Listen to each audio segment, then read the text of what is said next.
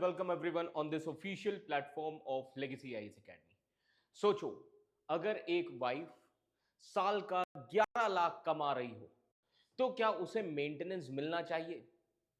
अगर आपका आंसर है बिल्कुल नहीं, तो बिल्कुल रुक जाइए, क्योंकि इंडिया के एक हाई कोर्ट ने इस सवाल का जवाब बिल्कुल अलग दिया है। जी हां, एक हस्बैंड ने कोर्ट में कहा, जज साहब, मेरी वाइफ एजुकेटेड है, जॉब करती है, फाइनेंशियली इंडिपेंडेंट है, फिर मैं क्यों मेंटेनेंस दूं उसको? लेकिन फिर कोर्ट ने फाइल खोली, इनकम डिटेल्स देखी और जो ऑब्जर्वेशन दिया उसने पूरे मेंटेनेंस लॉ की अंडरस्टैंडिंग को शेक कर दिया है। जी हां, ये केस गया था इलाहाबाद हाई कोर्ट में, है ना? ये केस कहां पे गया था? इलाहाबाद हाई कोर्ट में। आप देख सकते हैं यहां पर, mere earning of wife does not disentitle, है ना, disentitle her, Allahabad high court reject man's plea to deny maintenance to wife earning 11 lakh a year. This is the headline.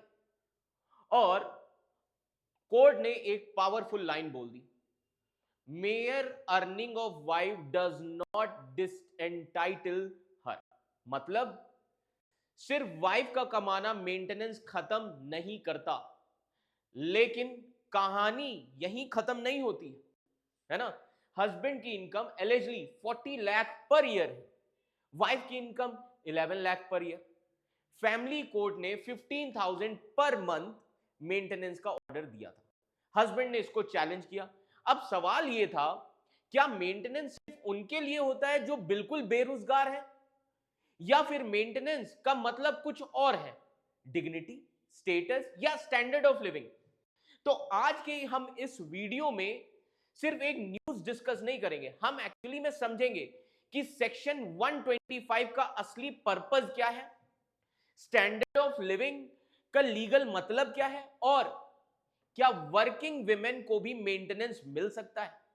Trust me, इस जजमेंट का इंपैक्ट सिर्फ एक कपल तक limited नहीं है, ये फ्यूचर के हजारों केसेस का डायरेक्शन डिसाइड करेगा। So let's break it down. Okay, तो आइए देखते हैं कि न्यूज में क्या था। तो एक आर्टिकल आया है इंडियन एक्सप्रेस में, so will try to understand. So as you can see here this article from Indian Express, है ना? So what does it mean first of all? तो अब इस आर्टिकल का मतलब क्या है? So first will try to understand that article. Okay, now so as you can see here, this is the headline. Now what is written here, first we'll try to decode each and everything, है ना? तो basically अगर हम बात करें तो ये case किस चीज का? ये न्यूज एक इंपॉर्टेंट लीगल प्रिंसिपल को एक्सप्लेन करता है। फर्स्ट ऑफ ऑल, अगर वाइफ कमाती है तब भी उसे मेंटेनेंस मिल सकता है, सिर्फ अर्निंग होना मेंटेनेंस डिनाई करने का रीजन नहीं, है ना? तो इसको हम बहुत ही आसान तरीके से समझने की कोशिश करेंगे कि ये पूरा केस है क्या और क्या हुआ इस केस में। तो जैसा कि आप देख सकते हैं यहां पर, है ना, as you can see here this context. Now so this news is related to Allahabad high court. तो अब इलाहाबाद हाई कोर्ट ने रिसेंटली क्या कहा, है ना? ये केस इलाहाबाद हाई कोर्ट में है। एक हस्बैंड ने कोर्ट से रिक्वेस्ट किया कि उसकी वाइफ को मेंटेनेंस यानी कि खर्च ना दिया जाए, क्योंकि वाइफ एजुकेटेड है, वर्किंग है और उसकी सैलरी लगभग 11 लाख पर ईयर है। फैमिली कोर्ट ने पहले ही ऑर्डर दिया था कि हस्बैंड हर महीने 15,000, जी हां, हस्बैंड हर महीने 15,000 मेंटेनेंस देगा। हस्बैंड ने क्या किया? इस ऑर्डर को चैलेंज कर दिया। कहां पर? इलाहाबाद हाई कोर्ट में। तो अब सबसे पहला जो सवाल यहां पर उठता है वो है हस्बैंड वर्सेस वाइफ इनकम। तो आइए समझते हैं ये हस्बैंड वर्सेस वाइफ इनकम का क्या इशू है ना? समझिए, वाइफ की सैलरी कितनी है? लगभग 11 लाख, है ना?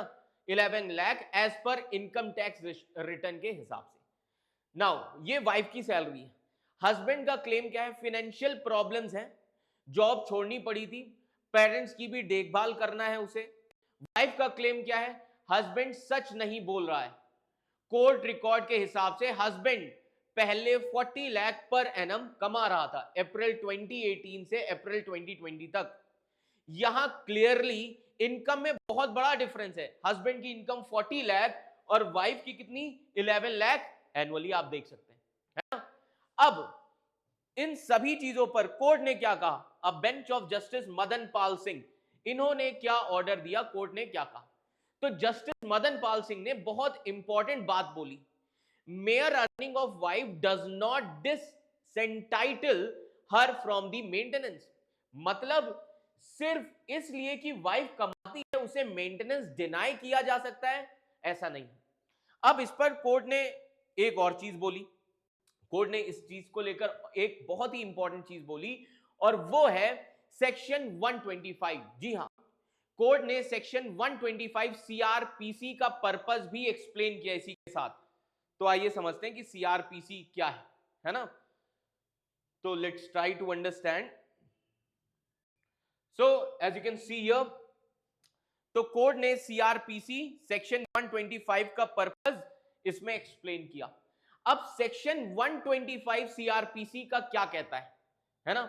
सेक्शन 125 का ऑब्जेक्टिव ये नहीं है कि वाइफ भूखी ना मरे या डेस्टिट्यूट ना हो। कोर्ट ने यह भी कहा मेंटेनेंस का एम है वाइफ को डिग्निटी के साथ जीने देना, और वो भी हस्बैंड के स्टेटस के हिसाब से। यानी अगर हस्बैंड का लाइफस्टाइल, अगर हस्बैंड अपनी लाइफस्टाइल हाई जीता है तो वाइफ को भी वैसे ही स्टैंडर्ड मेंटेन करने का राइट है, ऐसा कहा है कोर्ट ने। अब यहां पर सवाल उठता है स्टैंडर्ड ऑफ लिविंग के कॉन्सेप्ट का। अब ये स्टैंडर्ड ऑफ लिविंग का कॉन्सेप्ट क्या है, तो आइए समझते हैं। कोर्ट ने इस चीज को यूज किया है, स्टैंडर्ड ऑफ लिविंग। अब ये टर्म है क्या, तो हम इसको भी समझने की कोशिश करेंगे कि basically this standard of living है क्या, है ना। समझिए, कोर्ट ने सुप्रीम कोर्ट का एक प्रिंसिपल कोट किया। अब वो क्या था? डिसिसिव टेस्ट ये है कि क्या वाइफ अपनी इनकम से वही स्टैंडर्ड ऑफ लिविंग मेंटेन कर सकती है जो मैट्रिमोनियल होम में था, है ना। सवाल ये है। तो अगर आंसर नो है यहां पर, तो मेंटेनेंस वाइफ को मिलेगा। और यहां पर हस्बैंड 40 लाख कमा रहा था, वाइफ 11 लाख कमा रही थी। लाइफस्टाइल गैप काफी ज्यादा है दोनों के बीच में, हस्बैंड और वाइफ के बीच में। इसलिए कोर्ट ने कहा कि डिस्पैरिटी सब्सटेंशियल है यहां पर, ठीक है। अब हस्बैंड के इस पर आर्गुमेंट्स क्या थे? हस्बैंड ने क्या कहा? हस्बैंड ने कहा वाइफ वॉलेंटरी घर छोड़कर चली गई, वो एज पेरेंट के साथ रहना नहीं चाहती थी। मैं अपने पेरेंट्स की देखभाल के लिए जॉब छोड़ चुका हूं, मेरे पास अब पैसे नहीं है। लेकिन कोर्ट ने क्या कहा? ये सब बैड एजर्शंस है ना, कोई स्ट्रॉन्ग प्रूफ नहीं दिया गया कि वो मेंटेनेंस नहीं दे सकता, ऐसा कोई स्ट्रॉन्ग प्रूफ नहीं दिया गया। तो अब सवाल ये उठता है कि कोर्ट का इन सभी चीजों पर फाइनल डिसीजन क्या रहा, है ना। तो आइए मैं आपको बताता हूं कि कोर्ट का इन सभी चीजों पर फाइनल डिसीजन क्या है। So let's try to understand that final decision first of all, है ना। कोर्ट ने अब इन सभी चीजों पर फाइनल डिसीजन क्या दिया? कोर्ट, इलाहाबाद हाई कोर्ट ने कहा कि फैमिली कोर्ट का 15,000 पर मंथ का ऑर्डर रीजनेबल है, हस्बैंड की इनकम और स्टेटस के हिसाब से बिल्कुल सही है, ऑर्डर में कोई इलीगैलिटी या एरर नहीं है। इसलिए हस्बैंड की रिवीजन पिटीशन को इलाहाबाद की हाई कोर्ट ने क्या कर दिया? डिसमेंटल कर दिया, है ना। अब ये जो जजमेंट दिया है इलाहाबाद हाई कोर्ट ने, है ना, अब ये जो जजमेंट दिया है इलाहाबाद की हाई कोर्ट ने, अब ये जो जजमेंट है इसका एक बहुत बड़ा मैसेज है। अब ये मैसेज है क्या? ये जजमेंट एक स्ट्रॉन्ग मैसेज देता है मेंटेनेंस सिर्फ गरीबी से बचाने के लिए नहीं है, ये डिग्निटी और इक्वल लाइफस्टाइल के लिए भी है। वर्किंग वाइफ भी मेंटेनेंस क्लेम कर सकती है अगर इनकम डिस्पैरिटी है, और इनकम डिस्पैरिटी बहुत बड़ा इंपॉर्टेंट फैक्टर है। यानी लॉ ये नहीं देखता कि वाइफ कमाती है या नहीं, लॉ ये देखता है क्या वो अपने हस्बैंड के लेवल के लाइफ मेंटेन कर सकती है या नहीं। तो ओवरऑल अगर हम इस पूरे इशू को समझें, अगर हस्बैंड 40 लाख कमा रहा है और वाइफ 11 लाख, तो कोर्ट कहेगा तुम दोनों की इनकम में ह्यूज गैप है, सिर्फ वाइफ का वर्किंग होना मेंटेनेंस डिनाई करने का रीजन बिल्कुल भी नहीं है ना। So based on this Allahabad high court judgment, है ना, कुछ इंपॉर्टेंट पॉइंट है आपके यूपीएससी के लिए. तो सबसे पहला जो इंपॉर्टेंट पॉइंट है वो है legal and constitutional linkages which you need to know. ठीक है, so try to understand this.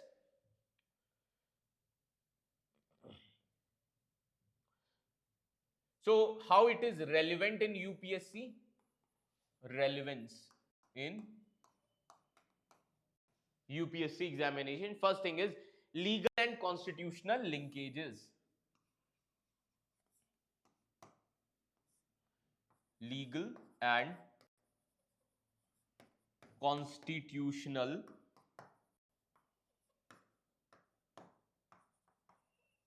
linkages. Now how?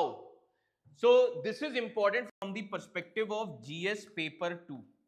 Yes, from the perspective of GS paper 2. Now how legal and constitutional linkages? This case actually redefining the objective of section 125.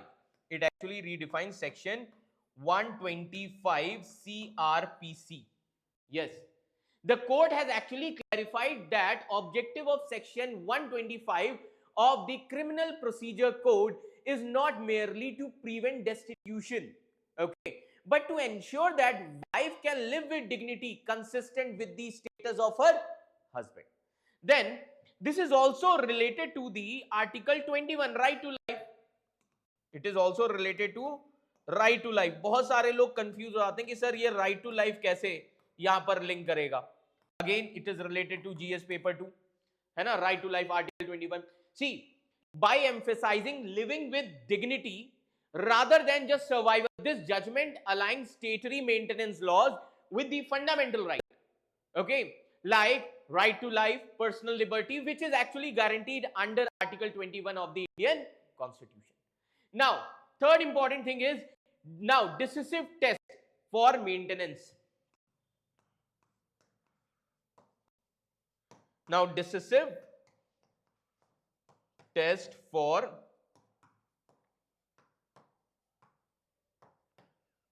maintenance. Now how decisive test for maintenance? See, court retreated a Supreme Court precedent that a wife's employment does not automatically disentitle her from her maintenance. The legal test is actually whether her independent income is sufficient to maintain the same standard of living, okay, that she was accustomed to in her matrimonial home. So these are the things which is related to your GS paper. Now it is something which is also related to social justice and women empowerment under GS paper 1 and GS paper 2. Yes, this is also important under GS paper 1 and 2, which is related to social justice and women empowerment. Now how it is related to social justice and women empowerment? See, addressing this substantial disparity in income, the judgment actually tackles the nuanced issue of a gender pay gap and economic inequality also within the marriages. Even if a woman is financially independent, who is earning 11 lakh rupees per year, bearing disparity is there with her husband's income, who is earning 40 lakh rupees per annum. Clear? So this why maintenance is required to bridge this lifestyle gap. Then protection. Now this also gives protection against the weaponization of employment. See, often in this matrimonial disputes, a women education or employment is used as a tool to deny her financial support. बहुत सारे लोग use करते हैं. And this ruling actually protects women, working women, from being penalized for their financial independence. Clear? Then today we can see the evolving nature of matrimonial rights. The ruling, it actually reflects the progressive shift in the judiciary from patriarchal provider dependent, who used to give the dependent or provider dependent view of marriage, to a more equitable partnership view today, where the standard of living is considered as a shared matrimonial right. Then third important thing which you can connect it with GS paper 2, judicial process and you can mention evidentiary burden. See, The rejection of this bad assertion, the husband claimed that he had to leave a job to care for his parents and had financial liabilities. But the court ruled that without convincing material, without mere evidence, without proper evidence, है ना, these things will be considered as bad assertions. It cannot relieve a person of their statutory obligation to maintain their wife. So this actually highlights the judiciary's strict stand on the need for true financial disclosure, like affidavit of disclosure of assets and liabilities in the family courts. Clear? So you can use this case in various forms in UPSC examination. Clear? अब आप इस case को side कर सकते हैं, like Allahabad judgment high court of 2026, Ravinder Singh Bisht, है ना? So the name of the case, you can quote this case. Clear? Then you can also use this case in your essay paper. If the essay themes are based on financial independence of women or women empowerment versus the ground realities, so all these things actually illustrate that financial independence alone does not always translate to absolute parity in a patriarchal society, and judicial backing is still required to ensure dignity. So this is the whole case. Okay, so overall we can understand कि आज हम एक चीज तो समझ सकते हैं, आज का सबसे बड़ा टेकअवे क्या होगा यहां से, इस केस से हमने क्या सीखा, सबसे बड़ी चीज जो हमें समझनी है ना, कि मेंटेनेंस का मतलब बिल्कुल भी सिंपैथी नहीं है, मेंटेनेंस का मतलब है डिग्निटी। एंड लॉ सिर्फ ये नहीं देखता कि वाइफ भूखी मरेगी या नहीं, लॉ ये देखता है क्या वो अपने मैट्रिमोनियल लाइफ जैसा स्टैंडर्ड ऑफ लिविंग जी पा रही है कि नहीं। अगर हस्बैंड 40 लाख कमा रहा है और वाइफ 11 लाख कमा रही है, तो कोर्ट के लिए ये अर्निंग वर्सेस नॉन अर्निंग का केस नहीं है, ये डिस्पैरिटी ऑफ स्टेटस का केस है। इसलिए इलाहाबाद हाई कोर्ट ने ये क्लियर कर दिया है कि सिर्फ वाइफ का एम्प्लॉयड होना मेंटेनेंस डिनाई करने का ग्राउंड नहीं हो सकता। ये जजमेंट एक सोशल मैसेज भी हमें देता है कि मैरिज सिर्फ इमोशनल पार्टनरशिप नहीं है, एक इकोनॉमिक पार्टनरशिप भी है, और अगर वो पार्टनरशिप टूट जाती है तो इकोनॉमिक इंबैलेंस को इग्नोर बिल्कुल भी नहीं किया जा सकता। अब सवाल आपके लिए ये है आज, क्या आपको लगता है वर्किंग वाइफ को मेंटेनेंस मिलना चाहिए कि नहीं? आप सभी लोग बताएंगे, या फिर लॉ को इसमें रिफॉर्म की जरूरत है? कमेंट सेक्शन में अपने ओपिनियन जरूर लिखिए, क्योंकि ये डिबेट सिर्फ लीगल नहीं है, ये डिबेट सोशल भी है। और अगर आप ऐसे ही डीप लीगल ब्रेकडाउन समझना चाहते हैं तो हमारे चैनल लेगेसी आईएएस एकेडमी को सब्सक्राइब करिए, इस वीडियो को शेयर करिए, क्योंकि यहां हम सिर्फ न्यूज नहीं समझेंगे, हम लॉ के पीछे लॉजिक को भी समझेंगे। So thank you for watching this video.